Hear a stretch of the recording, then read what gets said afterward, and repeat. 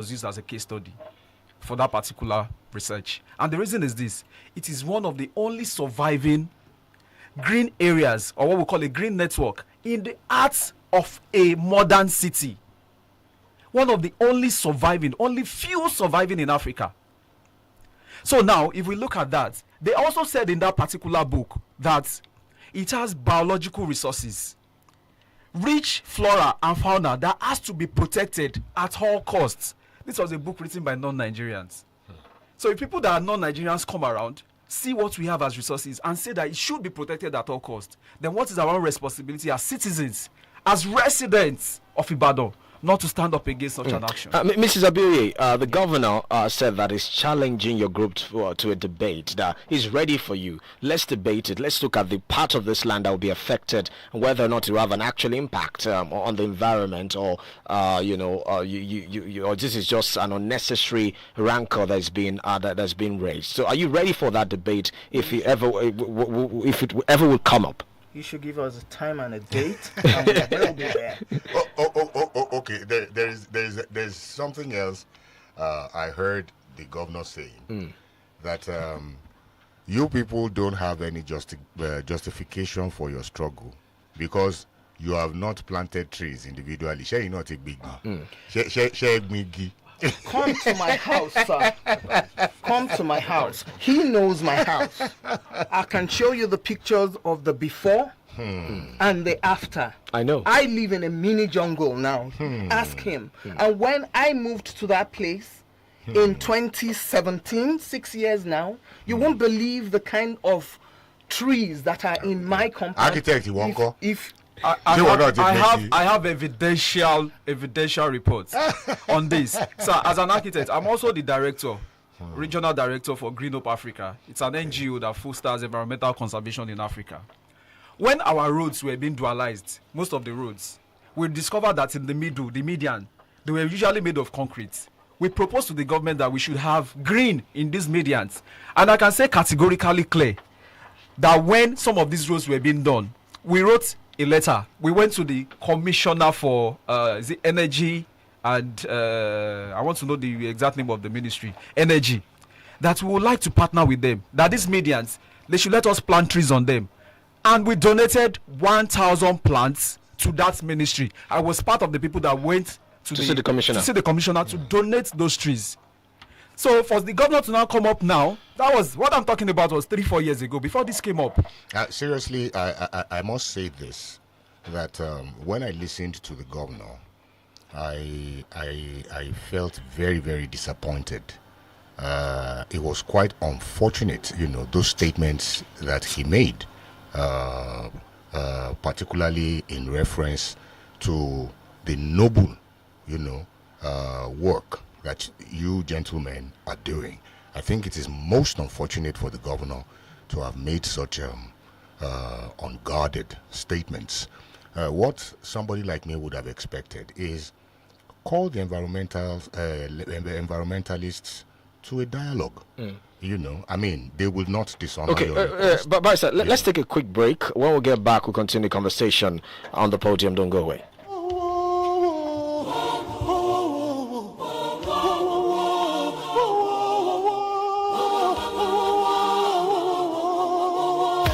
Better about your life.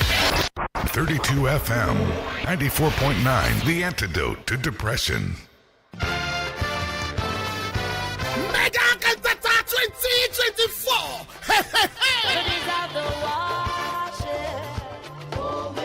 Ìpàdé yìí tó máa ń kún fún testimony nínú ìjọ CAC Gbaremu Center. Not by my power. Iṣẹ́ nípa agbára mi àkórí ti 2024 yìí. Lọ́jọ́ Friday 26th January. Látàgọ́ mẹ́fà ìrọ̀lẹ́ di mẹ́fà ìdájí ọjọ́ kejì. Àìrọ̀mà nínú ìyè tó ń ta sẹ́sẹ́. Láti ru Ọlọ́run sókè lórí ìtẹ́. Pẹ̀lú àwọn olórin ẹ̀mí bíi Adéyínká Aláṣeyọrí, Bọ́sẹ̀ Super, Ìròwúfà, S.A. Dynamic, Ìyanu Olúwa Praise, Pastor Fuji, pẹ̀lú Jíjí Choir, Evangelist Dr. Ayọ̀ Ajéwọlé, Wòlíì àgbà ní Guest Minister, Wòlíì Ọlọ́run Alààyè Pastor C.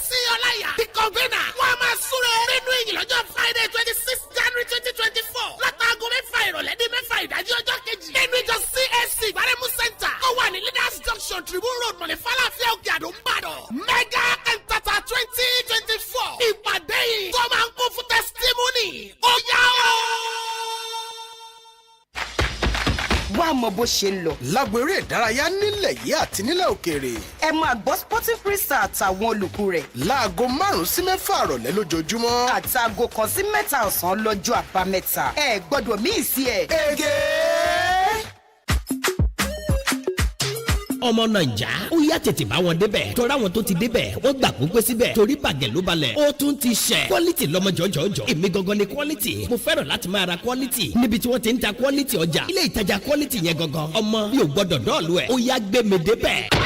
iShow gadget náà ni kò pé méjì nìbàdàn gbé fún gẹ́gẹ́ bí ilé ìtajà tó ń ta ojúlówó àwọn ẹ̀rọ ìbánisọ̀rọ̀ lóríṣiríṣi bíi iPhone, Tecno, INT'L, Infinix, Samsung, Redmi àtàwọn èròjà fóònù lóríṣiríṣi ìyẹn phone accessories laptop tó ń kojú owó kò sírúfẹ́ charger tẹ wá débẹ̀ tí ò sí pẹ̀lú àwọn iPhone tó make sense gidi gan bẹ́ẹ̀ là ń ta fóònù san díẹ̀díẹ̀ easy buy lọ́dọ̀ wa ilé ìtajà iShow gadget wọn kì í ta pàrùpàrù ọjà bẹ́ẹ̀ ni wọn kì í ta kọ̀yìn sájà tó o bá ti débẹ̀ rajà lẹ́ẹ̀kan ṣoṣo wàá ṣèbá quality ìwọ náà má wàrà ro kàn sílé ìtajà iShow gadget lọ́gán kò sẹ̀rí ọ̀rọ̀ iShow gadget wà ní iShow building fanawọlé àbáyọ̀mí street lẹ́yìn ibùdókọ̀ Lagos ìkòròdú garage ìwó road ìbàdàn 09014579517 iShow gadget quality yẹn lọ fà ó ti lọ wájú.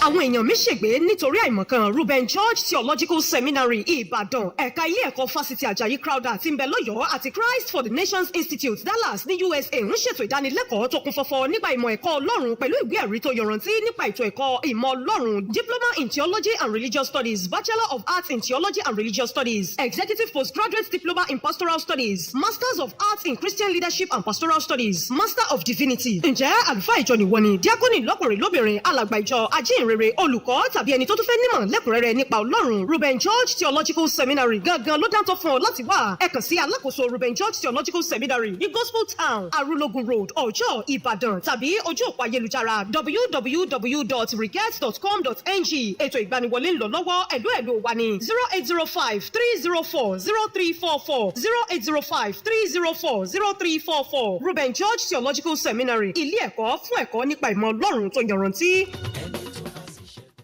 ọ̀rẹ́ àfàìmọ̀ kó má já wọn àmì tí mò ń róye ẹ̀ nínú àgọ́ ara mi yìí ni ó hàn mí lè mọ̀ kára ó máa ta mí bíi pé mo fomi atapara ara ń já mi jẹ nǹkan ó máa rìn tàbí bù mí jẹ káàkiri ara ó máa yún mi bàbá ń bari ẹ̀ ní ti pajápajá tó máa ń mú mi lọ́wọ́ àtẹsẹ̀ ṣùgbọ́n irọ́ ló ń pa mi ò ní bá wọn kúkú ọ̀wọ́wọ́ torí pé alágẹmọ yìí kún kékeré ó ṣe ìwọ̀ ọ̀rẹ́ ó jẹ́ gbẹnu ẹ̀ dákẹ́ sọ̀rọ̀ fọ̀ wá lélẹ̀ yá àbí àárẹ̀ ara tó ń bá ọjà ṣẹ́wọ̀ ògbọ́n nípa bíànsì capsule ni egbògi tó jẹ́ òun ní gbogbo èèyàn ń lò tó bá ń di pé ara ń ta ni ara ń yán ni ara ń já ni jẹ nǹkan rìn tàbí bunijẹ káàkiri ara tàbí pajápajá tó ń múni lọ́wọ́ àtẹsẹ̀ bíànsì capsule ó wà káàkiri ibi tí wọ́n ti ń ta ojúlówó oògùn jákèjádò ìlú Ìbàdàn bíànsì capsule wà ní Danax pharmacy Adamasinga Tanimola pharmacy Òkè Àdó Aslam pharmacy Mọ́kọ́lá roundabout Boste pharmacy Àpáta Solution pharmacy Agbeni bíànsì capsule wà nílùú Ìsẹ́yìn Ọ̀yọ́ Ìkirè Ìwó Ẹdẹ àti nílùú Ògbómọ̀ṣọ́ tàbí nọ́mbà 30 Adékọ̀yà house Àǹfààní road roundabout Ring Road Ìbàdàn iléeṣẹ́ Tèmítáyọ̀ Trado Medical Nigeria Limited ló ń ṣe bíànsì capsule jáde láti mọ gangan ibi tẹ́ ti lè rí bíànsì capsule rà ládùúgbò yín ẹ pè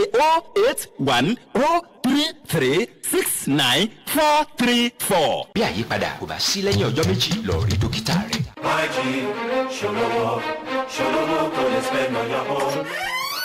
Baby, why you for the come by this kind time? I go charge for she go house. Which kind hair like be this? NEPA no dey since. We no hear any generators for this compound. Why you can't go charge? Dey there. She go don buy DC product for Shikes Solar Land. So if NEPA dey or NEPA no dey, she go no dey carry land. No be only that one dem get o. Dem still get other solar appliances like DC washing machine, DC freezer, DC rice cooker, DC stove, DC dry iron, DC mosquito killer plus plenty others. Many inverters still dey o wey go power everything wey dey your house. Oya, we Shikes Solar Land kíákíá sórí 0703-204-0269 0703-204-0269 or make you visit them for Dugbe beside MDS 14 Magazine Road Ibadan tàbí check out them website www.shikessolarland.com. Oya baby, I dey go Shikes Solar Land now. Go buy our own confirm inverter wey go power everything wey dey this our house. I no wan hear say you go house again o. I no go again. You spend on your own.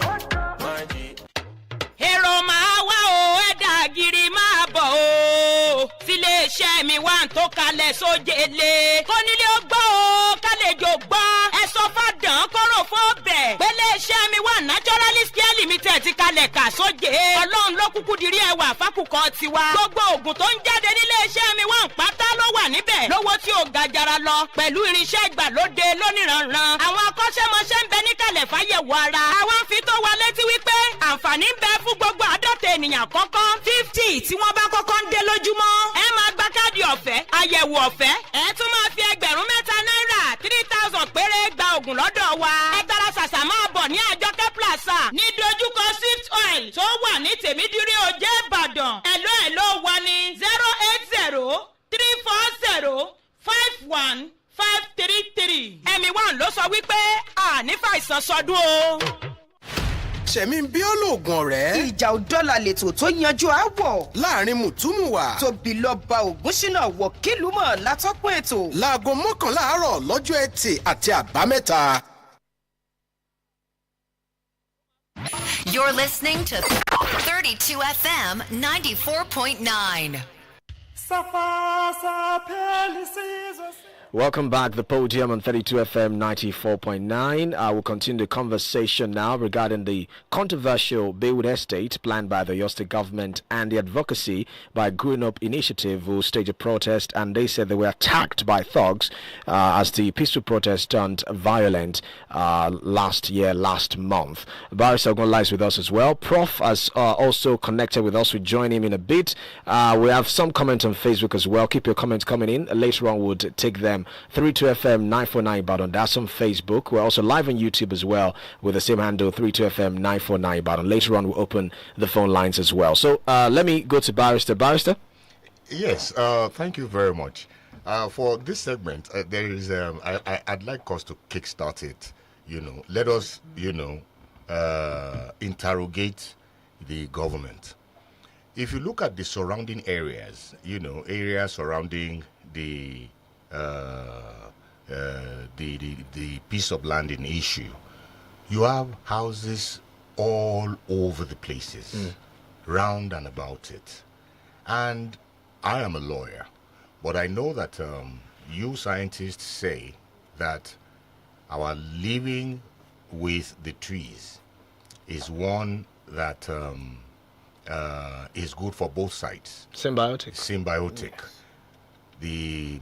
The trees take carbon dioxide and they release oxygen to us, and both are essential for life.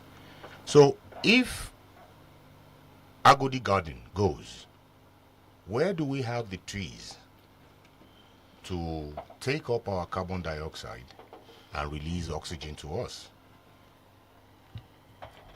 Well, I have looked at the satellite image of Ibadan several times. Aside Agodi Garden in that location, the only trees that would give us oxygen are in the Songu Cemetery. That's the only patch of green space left within that whole enclave of brown roofs and concrete structures. So we are losing a rare gem if we dare to touch those trees in Agodi Forest. Another thing, some of those trees were planted through the vision of people like Chief Obafemi Awolowo. They imported some of those trees, planted them as a gene bank for forests in Ibadan. And if we look at those trees, I may just speak briefly if it permits me in Yoruba. Àwọn igi bembe, àwọn kombe, ojuba amilo. Do I now have the guts to go and cut down those kind of trees? It's an heritage. Aside from the environmental benefits that come with it. Yeah, but some would say they are not surprised, that the governor is doing this because, as you said earlier, it's been on that estate building spree, if you like, the Leria Digo, the first one you mentioned. In fact, a comment here says, let the governor come to IT and sell the land to his cronies abroad. He sold Trans, any replacement. He sold current Kolakbo Estate, which was housing head of cattle for the state. Any replacement. The next phase is IITA Forest. So this sounds like somebody that is not surprised, given what the governor has been doing. Well, if we look at the precedents, it is not surprising. Yes. But we also have our role and our duties as citizens to also give our advisory role to the government. And that is why we are doing this. Because if you look at it, I would take a statement the governor made during his second year, while commemorating his second year in office, that he said he was going to plant 500,000 trees in Oyo State. How many has he planted since then? Well, you should ask the governor. You are the journalist. You are the conservationist. If you plant, you know. I haven't seen any 500,000 trees anywhere. And I'll still go further to also read this statement. It's a quote made by the governor himself. And the quote says, He said, "It is my pleasure to launch the tree planting campaign in Oyo State as part of the activities marking our second year in office. We are very close to the Premier Hotel. I think it is right behind us. We have UCH close to us and the road that takes you to the top of the hill out there. I grew up less than 2 kilometers from this place in Yemetu, Adeoyo, Isaliafa axis. And I remember that in those days, you had a colony of bats coming from that area, including Igbo, Agala." He went on to say, "When you give a contract to people or you sign a deal with them and say, look, we want to make an estate here, the first thing they do is to clear everything, including the vegetation. So we now have a situation whereby the weather system is unpredictable. Sometimes we think we should have fairly decent cold weather. It could be hot. It is an indication of how we have mismanaged our environment. Unfortunately, all of us here and even the people in the heart of the city, we share the same environment. It does not know a big man or a small person.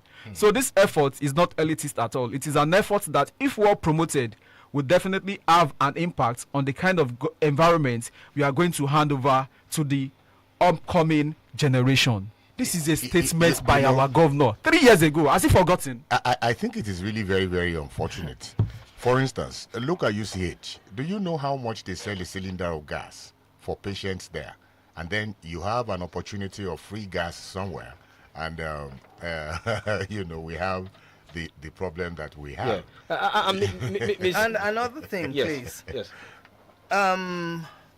When I was growing up, the incidence of asthma patients was relatively unknown in Nigeria. Go to the hospitals and check out the number of asthma patients, people with respiratory diseases. I'm one of them. I never had this when I was growing up. This happened later when there was a shortfall of trees and fresh air. This is what is happening. Even children, small children that shouldn't be using inhalers, they are using inhalers now. But let me ask this. Please let me crave your indulgence because I know we want to go to Prof now. Yes. Is there still a window open for dialogue between your group and the government of the state? Is there still a window open? Yes.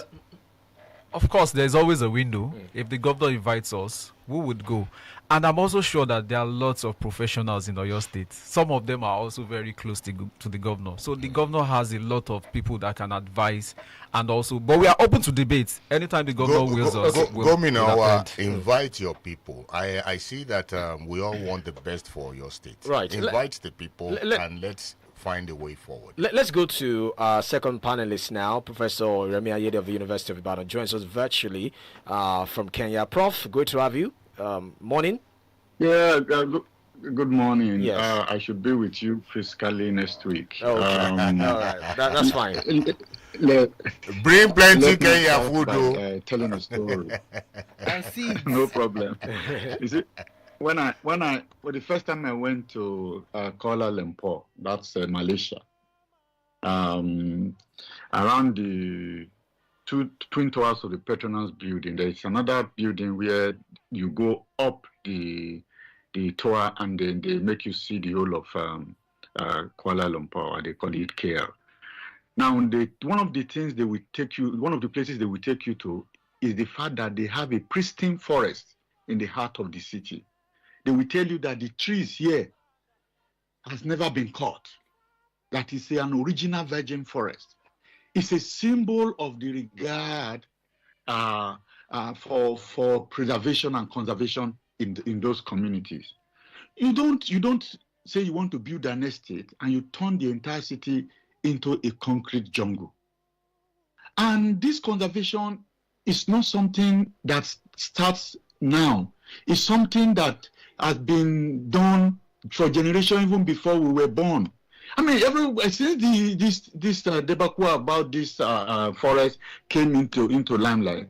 There have been a series of articles, discussion forums, online, in news media, that you then ask, why is it difficult for us to get the government to see reason around this issue?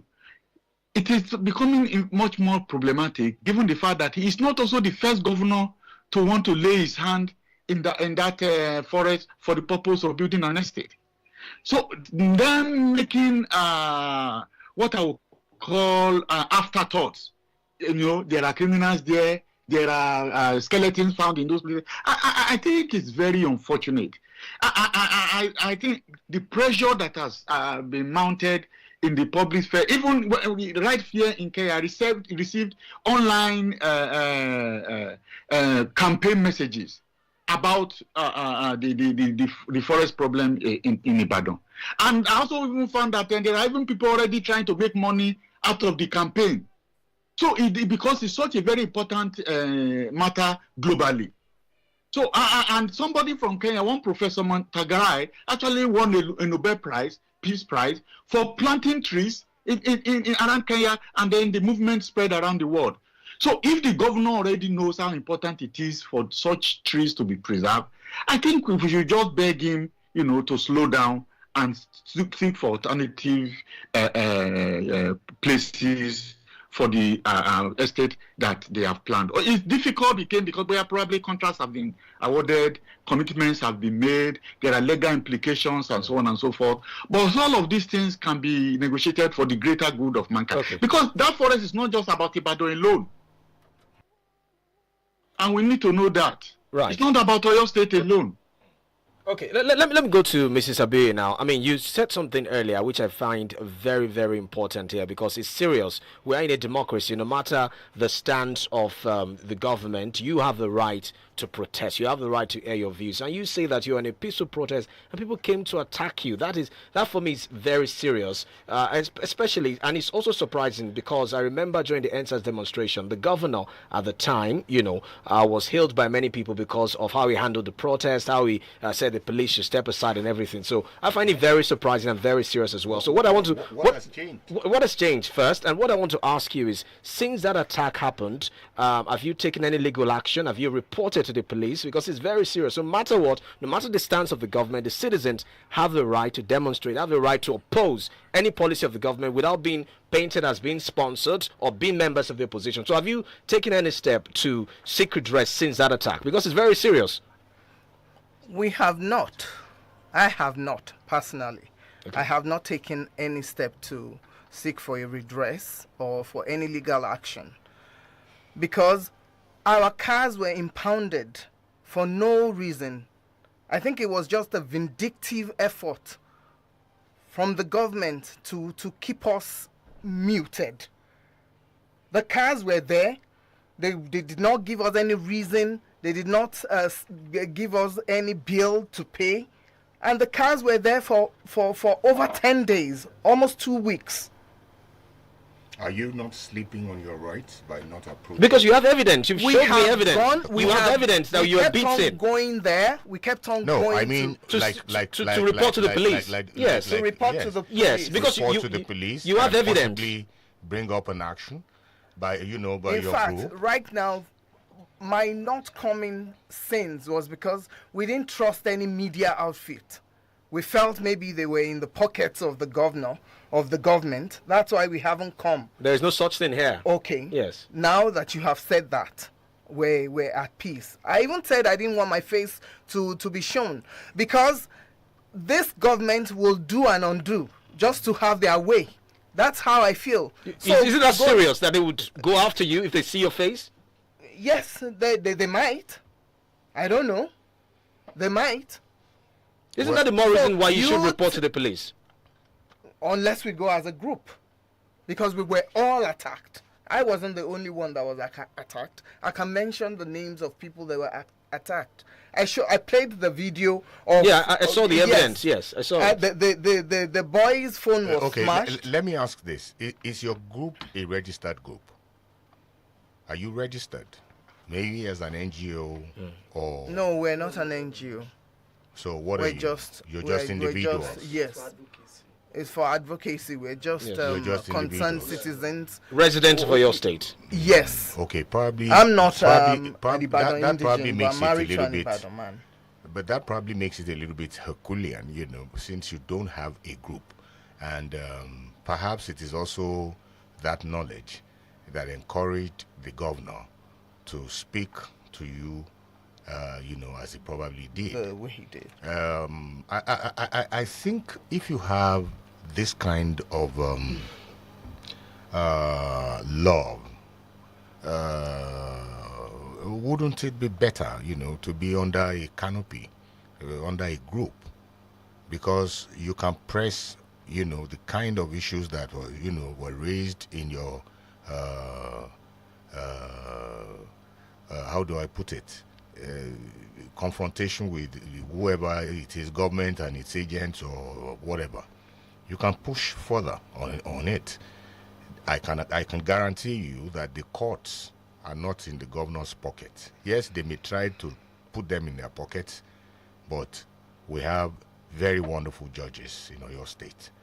And I know that there are still some very, very responsible and highly responsive members of the police force, that you can take your case to. You shouldn't allow it to slide. To just slide, Okay. And I also want to ask you, what's the next phase now? Because you did the protest, you were attacked, as we've seen in the videos you showed us before you came into the studio. What's the next phase now? Because the governor appears defiant. I mean, if you listen to him, that's somebody who wants to go ahead with the plans, regardless of your group's agitation and concerns that you have. So what's the next phase of your plan? Do you still want to stage a protest, go to the governor's office, perhaps, continue this kind of media outreach or whatever till he listens to you? What's the next phase? Well, the Ogupa Dam Forest Reserve is a collective resource of all the citizens of Oyo State. So what we are doing is advocacy. We'll keep on with our advocacy. And I think when the people are ready to actually tell the government not to go ahead with a particular activity, it's the voices of the people that will prevail upon the government. If Ibadan citizens and residents actually decide that they don't want the governor to go ahead with it, I'm sure by the time the voices, a million voices is enough. Do you see him as someone who listens to the people? Our governor is a listening governor. He cares so much about his public image. I know that for sure. Because when you respond to the official Oyo State channels on social media, the way they respond to you is actually quite commendable. So I believe that the government... Maybe they care about the image on social media more than the image, actual image in the state. Okay, maybe they care more about the image on the social media. Let me ask this again. But for the Land Use Act, land was originally the property of our KBACs. Have you taken the struggle to the KBACs? We have many of them now. We have the Olubadan of Ibadan. And then we have the ones who were just given these purchased crowns. I don't want to say where they purchased them. No. So we have quite a number of them now. Have you taken the struggle to the KBACs, to see their... Because you said that some elders prevailed on the late Lamadeshino before you now reneged his plan at the time. Maybe you should also... Have you done that? Yes, we are reaching out to a number of elders, groups, and people that can actually prevail on the governor. A few days ago, the Central Council of Ibadan Indigents also implored the people of Ibadan to be calm, that they are going to reach out to the governor and see what they can do to prevail upon the governor on converting this forest reserve into an estate. So I think our voice is being heard, and will not stop. We'll be relentless on making sure that we protect our environment. We plant more trees, and the existing ones we have, we conserve them. And that is only what we have. Assuming the governor wants to have a conversation with you guys, you don't have a group. How is he going to do it? Reach you individually? No. We have a group. No. We're just not registered yet. Sir, the point is, for a fact, we do not need a one-on-one conversation with the governor, other than the media debate he called for. He should. So you are challenging him to a debate. Yes. He should come out. Pick a date. A nice date for him, for us to debate this issue. Because I know, and I am very confident that he is not aware of the trend in forest or he is not aware of the consequences of trend in forest destruction in Ibadan. Yes. So we are challenging him. To a debate. Okay. Yes. All right. You can join the conversation on Facebook, 32FM 949 Ibadan. You can also reach out to us by calling 0705 5000 949, 0705 5000 949, 0809 7000 949, 0809 7000 949. Those are the numbers to call to be a part of the conversation for your comment or question. So on Facebook, Miriam Yetunde says, morning. It's a good thing that the governor himself explained extensively the purpose of restructuring Agodi Gardens. The step will indeed have positive impact by reducing our criminal act being perpetrated around the garden, which will indeed strengthen security, because security is one of the major responsibilities of the governor. I think people should have information before criticizing it. Okedi Rabatine says, okay, I think I took this one earlier. I sent another one. He says, all this while he has been selling land, as he accounted for it, the governor is just cashing out with the Oyo State heritage. If a governor is to build an estate, must it be Ibadan alone? Go to other parts of the estate and build the estate. Olufemi Timothy Ogunyejo says, thank you 32FM for this kind of public enlightenment program. My question to the environmentalists is that if any one of them is a government appointee, what would they have done if the governor refuses to take a professional advice on a matter like this issue of Agodi Gardens? Olupiton Caroline says, go to Lebanon and see the beauty of a cedar of Lebanon that we read in the Bible. The trees are still there till today. Very, very beautiful. It's a pity on Oyo State. 0705 5000 949. I think Prof was raising his hand earlier. Oh, okay. I think he's left us now. Okay, Prof, yes. No, I'm here. Yeah, all right, go ahead. I think the contribution I want to make is to advise this group that there are lots of groups that have been provoked by this action of the government.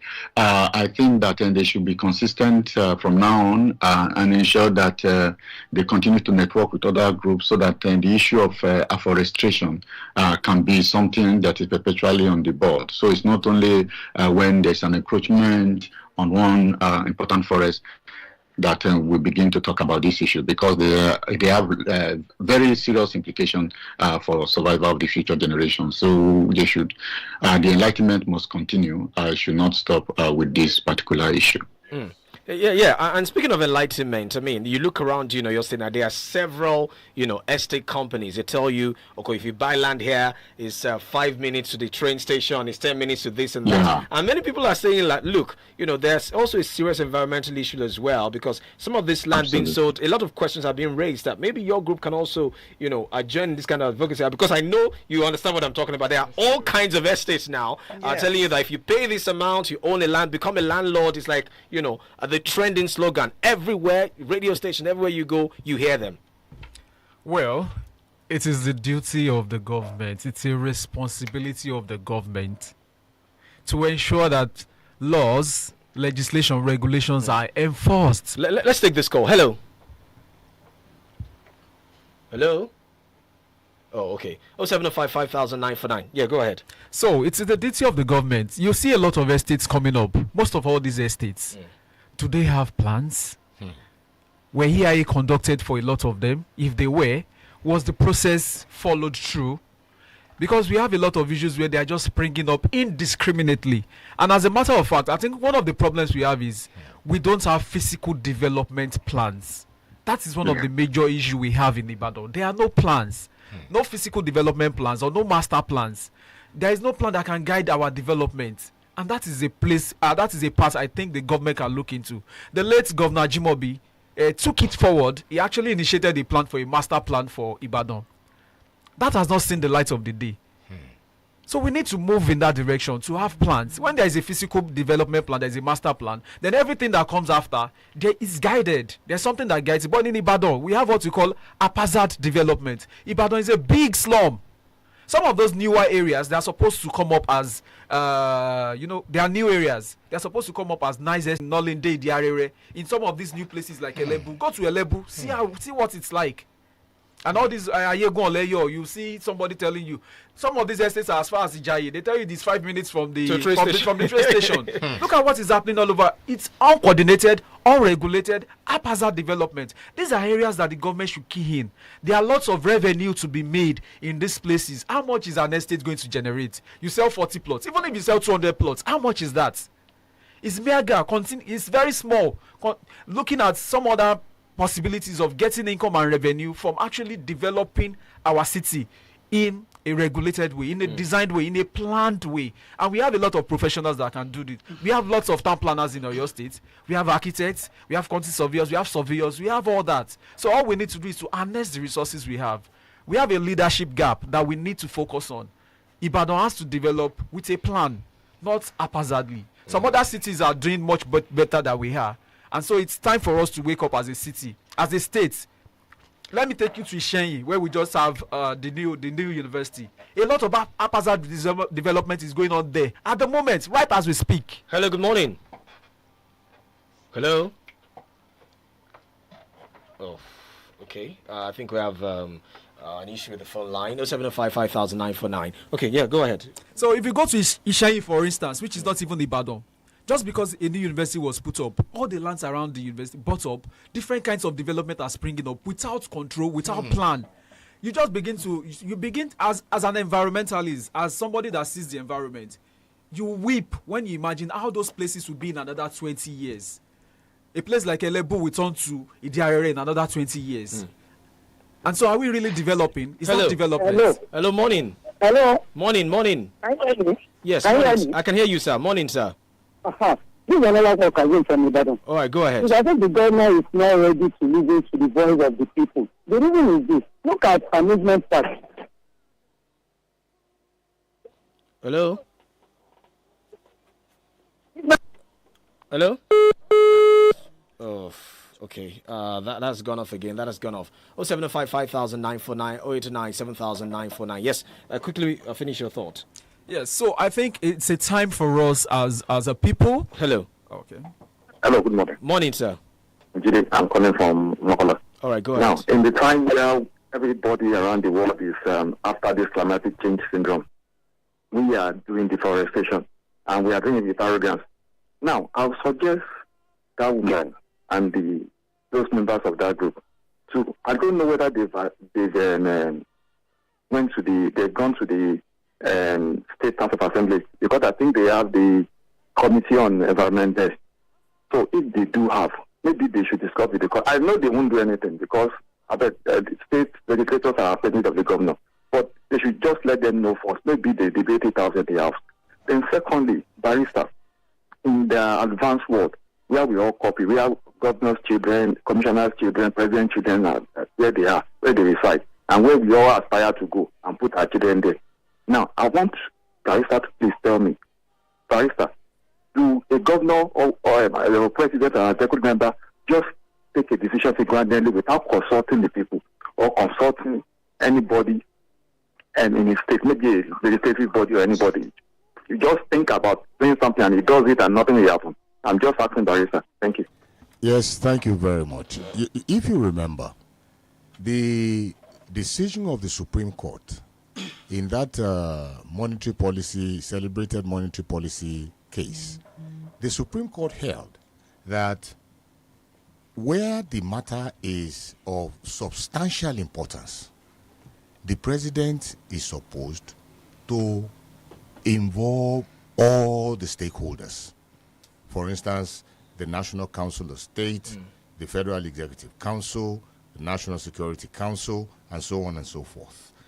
And by extension, I think it applies also to the governor. To the governor. Okay, we'll take a quick break now. When we're back, we'll wrap up this segment on the podium. Don't go away.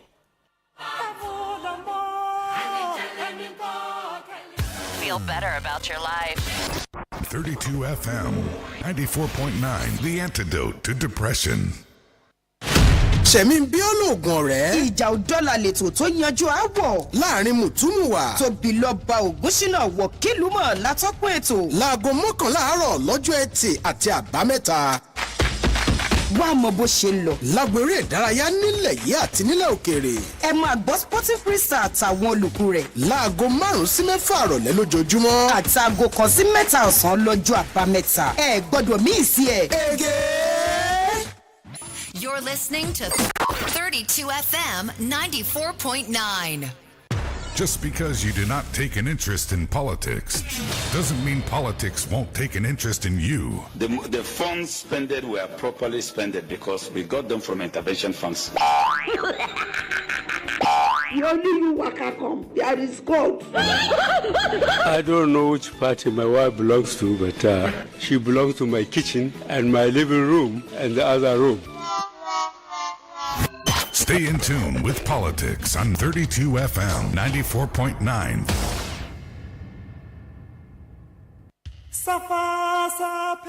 Welcome back, the Podium on 32 FM 949. Remember, you can join us on Facebook, 32 FM 949 in Badon.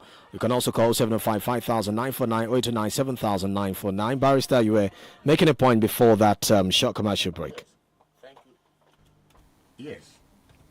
Thank you very much. So, if we look at that decision of the Supreme Court, by extension, it applies to states too. The governor ought to bring everybody on board. But there is a misconception in the land. Quite a number of people feel, well, you have a House of Assembly, which is supposed to be the representatives of the people. But which House of Assembly are we talking about? Is it the one that is inside the governor's pocket? Because, you see, this is where we are really missing the point in our democracy. The legislature is the first step in a democracy. The legislature is that body that discovers the problems in the land, and it will come up with appropriate responses. Our legislature is doing that? No. We have a great problem.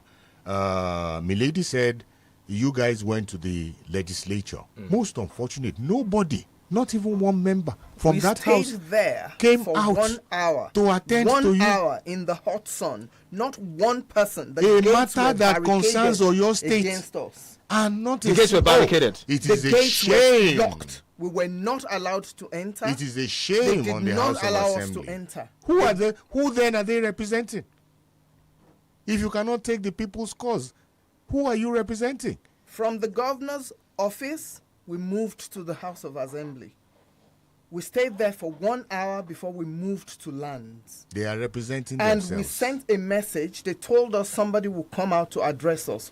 We there is an issue. There is an issue that I am. So we waited. There is an issue I am approaching the court for, and I wrote a letter to the clerk of the house requesting information on, the Freedom of Information Act. And this is more than how many months ago now? No response from that House of Assembly. No response. Let them even write me and say, no, like their brothers did in their time, Ajimobi's time, that no, the Freedom of Information Act is not applicable to us, so we have not domesticated it. Nothing. They didn't even write anything. No, that is most unfortunate and most of becoming of a House of Assembly. As we wrap up this segment, Mrs. Abioye, I just want to ask you, do you feel like this looks like a dead end? The governor appears defiant. Even the institutions appear to have been weakened. Institutions that you can actually approach to achieve your advocacy, it looks like it's a dead end. Do you feel like it's a dead end? We don't think so. Okay. We will push on.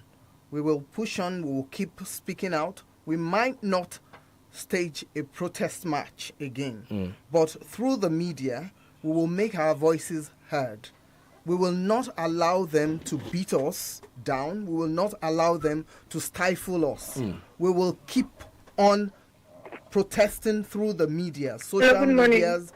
Yes, I think we have a call on we lost it. And further to that, I think there was also an admonition from Professor Ayede that there should be a synergy between you and other groups. And other groups. Exactly. Yes, I held on to that. Okay. And I will still get in touch with the prof so that he can give us leads. But I just want to put it out there. we are not doing this for monetary gains. We are not doing this for financial gains. We're doing it because of the love we have for the environment and because we are conservationists. Right. Hello. Hello. Oh, okay.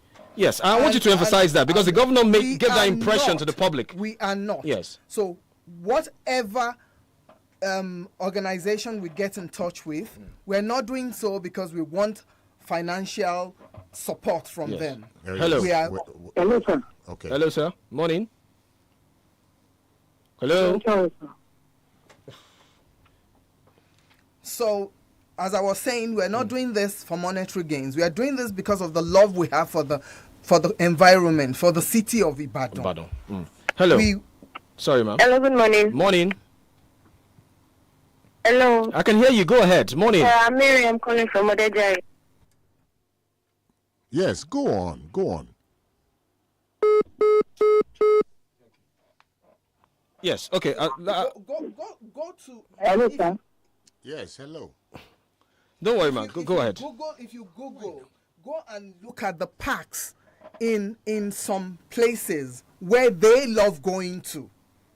Those places develop their forestries, their parks and gardens. In London alone, London, not UK, London alone, they have 3,000 parks and gardens for the public. In New York alone, they have 1,700 and counting parks and gardens. Now, in the city of Ibadan, we only have this Agodi Garden. Trans has been sold. Trans has been sold. We don't have any other recreational center open to the public. You know, it's bad enough that we have to pay to enter Agodi Garden. You know, other places free. Exactly. You know. I think the governor actually needs you people, as friends, and not the present relationship as it is. Especially when I listened to the architect, with all the suggestions, on how we can improve urbanization and the rest of the stuff. I think the governor can gain quite a lot from your group. I would advise, that... okay, we have a caller. Hello, morning. Hello. Good morning. Yeah. This is Kazim once again. Okay. I mean, that particular group that are with you, they are not supposed to go to the governor as if they are soliciting assistance. Because they are fighting for the masses. If they are not going to the governor, they are moving closer to the government. Before you know it, there will be different coloration to their approach. People will say that it is because of money. Let them go to court. Let there be public debate as far as taking Agodi Garden for estate development is concerned. Are you getting it? Thank you. The matter is in court already. Yeah. And none of the governmental agency or lawyers or whatever appeared in court. You can go and ask. Don't worry about that. I was in court. I was in court on the day your matter was called. Oh yes, I was. Sometimes it takes time, for people in the Ministry of Justice to put their papers together. That is not to say they will not come. They sure will come. Okay. All right. Let me go to Prof. To wrap up this segment. Prof. Is raising his hand. Prof. Yes, I just want to thank this group for speaking up, and that we need them to continue to do so. And to say that we live in Oyo State, the consequences of this deforestation, we have seen it. You can look at the weather; it's extremely very hot, and it's unusual for at this part of time of the year for us to experience this kind of heat wave. So I think there's more work to be done because you have talked about parks, and if you go to any modern city, parks are everywhere. And it's unfortunate that trans has been sold. I think the governor actually need to begin to plan areas where there can be reclamation and trees can be planted and parks can be built all over the city. But more importantly, there's always this talk, I think at the beginning of the governor's tenure, about the need to revamp the Ibadan master plan. That even if you can't get it, but once you have an idea of a master plan, you can continue to follow the trend of development, fiscal development, around the city, so that this whole idea of a planless city can be at least reduced.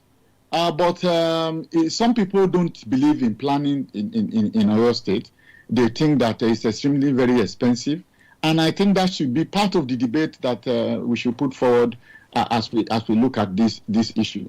That there's need for every city, to have a plan, and that this plan may not be as comprehensive as it should be given the situation of the ground, but there's always room for modification and for trying and for ensuring that the planlessness does not continue unabated. All right, thank you so much for joining us on the show. It's been very enlightening having you here, and we also wish you all the best in your advocacy. We'll give you any support you need to achieve your goal as well, because whatever affects the environment affects us all as residents of the state. And just to quickly chip this one in, I just saw a report now that that about the Trans Amusement Park that the government wants to build somewhere, a new one at a place called Ilutuntun. So maybe that's part of the planning that you were talking about. But anyway, thank you, Mrs. Abiy. Thank you, architect. Thank you, my gentleman, Mr. Kazim, as well, for joining us on the show. I'll wrap up this segment to take a break. When we get back, we'll continue the conversation on the podium. Don't go away.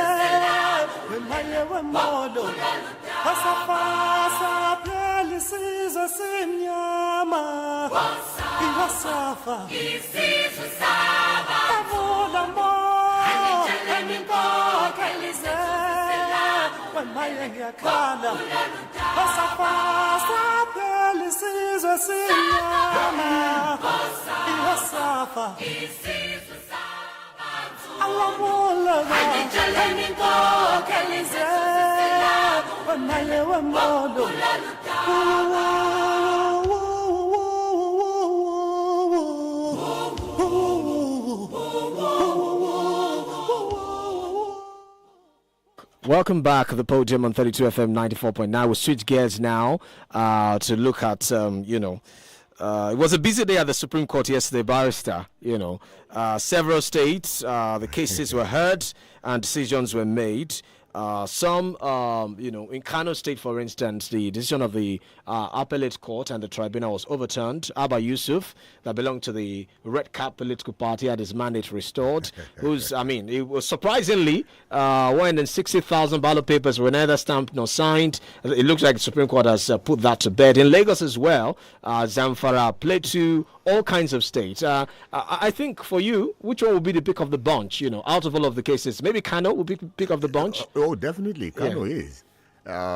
We were discussing it on the NBA forum, yesterday. And I said, I don't know. It appears, the principle that a litigant will not be punished for the errors or mistakes of his counsel may have applied, because what one saw was the governor being punished for the errors of INEC and maybe some other officers, I have not read the details of the judgments, but I think it was really a soothing judgment. You can see that the tension... People were jubilating. Oh, people were jubilating, So somebody even cracked a joke that the best way to get these people to do the right thing is to show them the example of Kano. Did you see the crowd, the mammoth crowd, of the red-capped supporters? I think the wisdom prevailed. Because there's something people should know. Just hold on, please. Yes. I want to quote a section of the report here. Justice John Okoro, when he was reading the judgment, he said the ballot papers, the votes that were deducted, should be restored to Abba Yusuf, and he said the papers actually contained the logo of INEC and the coat of arms as prescribed by the Electoral Act. Hence, they are valid. I think at the end of the day, they actually came down to about 1,800 ballot papers that did not have, those stamps or whatever of INEC. And if that number is deducted from the total number of votes for Abba, he still emerged the winner.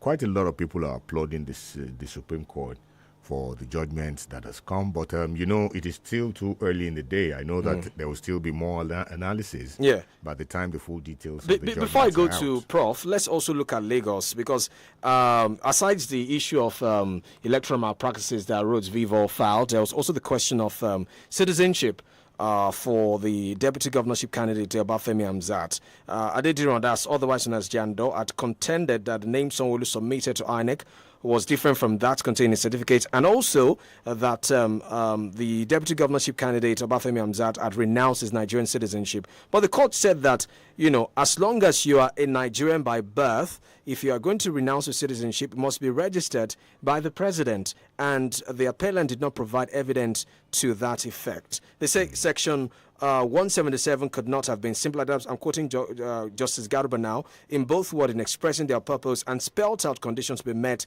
to be a governor. He says if a citizen by birth, the citizenship is guaranteed, it automatically qualifies the citizen to contest. What do you make of the position of the court? Well, like I said, I have not read the details, but you know that the court system, evidence is very, very vital. I think I read somewhere, in one of the judgments too, the snippets, that came out about the issue of people going to the courts, to challenge primaries that are conducted by parties and all that. The Supreme Court appears, it's an affair. Exactly. The Supreme Court appears to have made, its position known now. So that the issue of what transpires in a political party is not a business of an outsider. An outsider, because they will be seen as an interloper or a busybody. Or a busybody. So I think until we really study, the details of those judgments, to see the wisdom of our justices of the court of the Supreme Court, rather. And don't also forget, I always emphasize this. Many times, the Supreme Court does not only look at the law. The Supreme Court will also look at the security of the state, because the health of the state. You think that might have influenced Kano? Somebody was saying that about Kano, and it's not impossible. Yeah. The lords will look at, the health of the country. It is only when the country is healthy that the citizens will be healthy. If there is any chaos, if there is any pandemonium, if there is any crisis, nobody will be spared, not even the rulers.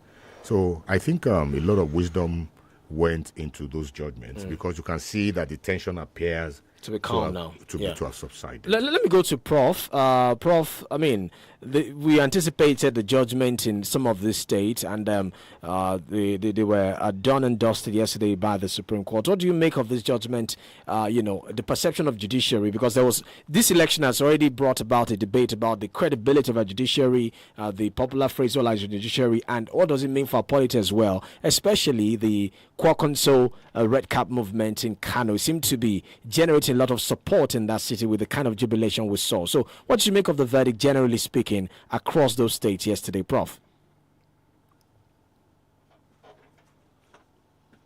Is Prof with us? To those. Oh, okay. Yes. Yes, Prof. I can hear you. Yes, all right, go ahead. Go ahead. Can you hear me? Yeah, I think we lost you for a bit, but he's back now. Yes, go ahead. Oh, okay. Yes.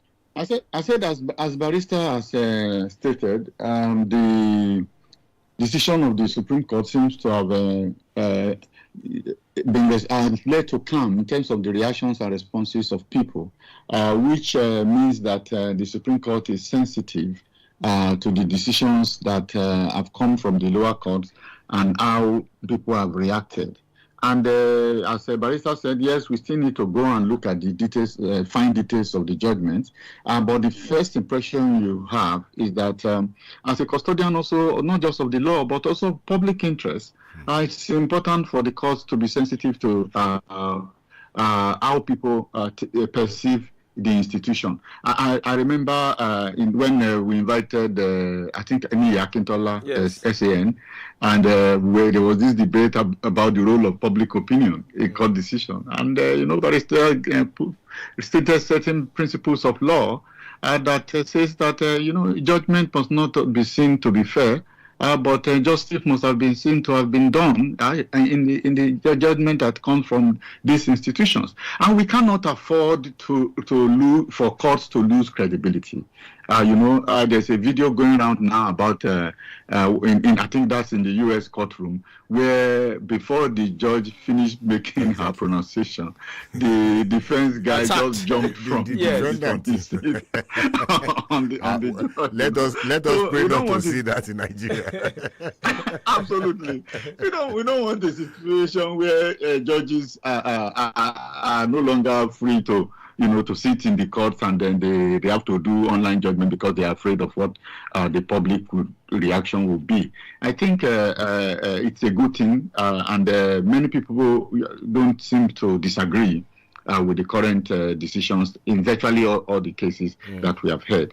And I think that it also shows that the Supreme Court is conscious of its responsibility, because dragging the court into these political processes has been very challenging, and people are beginning to ask whether these politicians are being elected by the citizens or they are Supreme Court governors. So we don't want to have a situation where that is the norm, and especially when those who have perpetuated electoral malfeasances, if you are not satisfied, go to court. And then now we are saying this year we no go agree for anybody.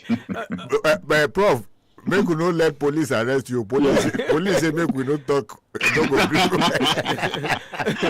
Anyway, let's leave the court judgment now. We'll have to also talk about this big issue in the Ministry of Humanitarian Affairs. The president, of course, suspended Better Edu during the week. The investigation is still going on. And then yesterday, he has suspended all of the programs administered by the National Social Investment Program Agency, NSIPA, which is under the ministry. He was under the former Vice President Emil Shimbajo before President Buhari created that ministry, appointed Sadiya Omar Farouk at the time, and then Better Edu was also appointed as well. I mean, what do you make of this suspension of this program? Some people have said that, yes, we are starting to understand the body language of the president in terms of his disposition to any reports of irregularity by members of his team. That it looks like somebody that would quickly swing into action compared to former President Muhammadu Buhari. We had cases of Babachir Lawal, the grass cutting scandal before he acted, several issues that happened under his nose. They say this president seemed to be more, in charge, if you like, by taking all the steps. Suspension of Better Edu first, and then suspend this, investment program that's been criticized to be a conduit pipe for those who want to fleece the country. Thank you very much. I think wisdom dictates, that the president should take, the route, that he is taking now. And you can see that people are applauding him everywhere. I have said this before. Here we have a president who is still battling with issues of credibility, issues of legitimacy and acceptability. And then you have some of his ministers who are trying to dent his image the more. So wisdom actually dictates, that the president should take this kind of a bold move, that he is taking. And a lot of people, including myself, are applauding the president for what he has done. And like Oliver Twist, we're also saying, Alaye, you have not done enough. The issue of Olubunmi Tunji Ojo is another one the president should please look at. Yes, he has done very well, but he cannot be exculpated if he is also found wanting in the issue.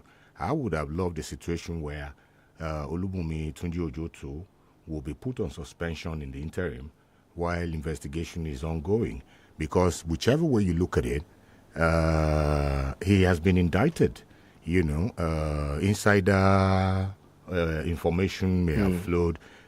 Conflict of interest. Conflict of interest. He talks about having resigned since 2019. Since 2019, but up to date, the CAC has not effected that. That shows that he was not diligent enough, And in any case, he remains the major shareholder of that company. And whatever benefit comes to that company, there is no way that he would not have shared in it. And one other point before I allow my wonderful prof to come on the matter. I am wondering, if you say you are spending 3 billion naira to verify the list of vulnerables, how much are you going to give? Prof, how much are you going to give those vulnerables just to verify their list? Then what data are you using? And thirdly, why is it so easy for government officials to move that much money without any control? Blasting. I think the president should take a closer look at that. Yeah, and Prof, one angle I want us to look at is these two individuals that affected our young people that people were enthusiastic about when they got appointed. Does it speak to, I'm looking at what we can learn from this, if you get into public service, how the civil service operates, the kind of principalities you have to deal with, how you also have to be should I say diplomatic on one side, cautious on the other side as well, to tread carefully. Because the Tunji Ojo case, for instance, some say that there might be forces who are fighting back, who are trying to, because he's doing a lot of reforms in that ministry, who are trying to prevent those reforms being implemented. So I just want us to look at the culture of our system, the civil service itself, and how a young person that gets appointed into public office can deal with all of this. Because Better Edu, Tunji Ojo could be any of us, Prof. Yeah, but Toba, it's not just about age. It's also about disposition, about temperament, about attitude. You find people who are, for instance, when Professor Krang was also involved in a similar situation, she wasn't a young woman. It depends on how, as I've said before, the kind of disposition that these people have. It is one thing to have capacity to do change, to cause reform, to improve service delivery, but it's another thing for you to be greedy and not recognize boundaries, because these are not just about age, they are not about even naivety, and it would be wrong for us to think that because they are naive, that's why. I think that Barrister, actually hit the nail on the head when he talked about the system. That what are the procedures in place? Remember, this is a country where people like this Kwesile were shouting due process, due process, due process. So you ask yourself, what has happened to that due process? So how can a minister write directly to the accountant general and say we want to move so and so amount of money? Why is it so easy for them to do such a thing? Then he was saying the register. Remember, we once had one of the either a consultant or one of those people who worked on the register in our program, and I was asking some questions, and he was trying to ask me what I know about cash transfers and all of those things. And I said, look, I've even written a book. I've done work on all of this. And I've done a lot of things, even in Kenya. I was part of the bill that they are preparing for the social protection new law that will replace the one of 2011. So you see, sometimes they don't want to be interrogated, they don't want to be questioned, because when you see some of the behavior around government or public resources, you shudder. Yeah. So, Prof, you have a call, Prof. Oh, okay. Go ahead, Prof. Go ahead. The call went off. It's about the institutional processes. the due process, the approaches that government officials that are supposed to observe in trying to carry out their functions. So once you break the rule and you run into trouble, it's convenient to say that because people are fighting back. You know, in the case of Konja Iweala, when people fight back, we saw what they did. They kidnapped her mother. That's not it's not an indictment, you know, on what she has done as a minister or as an official of government. So to say that you have now been caught on an infringement, and you say it's because they're after you, will not stand. I think that regardless of what positive reform that you have made, you must recognize the fact that when you are the leader of, you have interest in certain private organizations, there are certain expectations in terms of conflict of interest that we expect from you. Once you don't do that, then if you find yourself in a mess, you better face it squarely rather than looking for alibi. I mean, it's not just that he's no longer there or he's claiming not to be there, but his wife is still a director there. And so when you put all of these things together, you know, of course, there's a racket. You know, during the Buhari time, they said what we had was a cabal. There were cabals, but that under this government, what we have operating are cartels. And when you see the way this scandal has opened, you know, of course, cartels are fighting one another. So let them fight, let the truth come out, and let the law take its course. Okay. On Facebook, Ayode Adepoju says, imagine wanting to go and relax in a park full of trees, and I start heading for Lekki Forest Reservation because Governor Sheyi Makinde decided to sell off Agodi Gardens to housing developers. Who is the governor's advisor? Tunde Doe says, this is the same way Ogun State government sold lands at Lagos Ibadan Expressway anyhow. Now the place looks like a slum. Okay. D Alpha says the governor has even sold Bola shopping complex.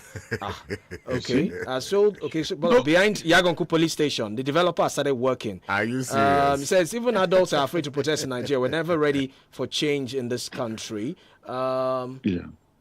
Okay, I think we've taken all of this. We've taken all of this comment. Yeah. Okay. By the way, Toba. Yes, sir. Ilututu is a business district. So all this idea that they are taking the Trans Amusement Park to Ilututu, go and find the plan that the governor has for Ilututu, and you know the people are also protesting about the lack of farmlands because of the acquisition, over 1,500 hectares of land. So I think we must deal with this issue and let the governor know that it is his responsibility to provide recreational facilities in the midst of cities, not closing. Well, what you should have done is to even transform Trans Amusement Park into a place where you can have trees and gardens, rather than the concrete jungle that it was before. Again, it now sold it out for estate development. That's not a good idea at all. It should have been a garden recovered. As a matter of fact, Prof, the architect that was on the program this morning, he had so much wonderful information that I felt the state government could use, you know. So I am only appealing to the governor not to make an enemy of these people, but bring them on board. Absolutely. Have a discussion with them and see how they can be helpful. Hello, sir. Okay. You know. Final call. Let's see if we can take Hello, a final call. Oh. Okay. Sorry about that. Okay. Well, anyway, thank you so much. I mean, it's been a wonderful program. Prof, I wish you a safe trip back to Nigeria next week. Hopefully, you'll be here with us physically at the time. No, yes. Don't let him go yet, though. Yes. The special Kenyan food, you said you will bring it, though. Is it Kenyan food you want him to bring, Barrister? Or don't January, okay. What is the slogan out there now? No grief for anybody. Okay, thank you so much, Prof, for joining us. And then we hope to hear your testimony, because I saw a video of how, you know, Kenyans are always enthusiastic about Nigerians, especially Nigerian men. So maybe you give us testimony when you come back. You want to beg me, Prof, to join.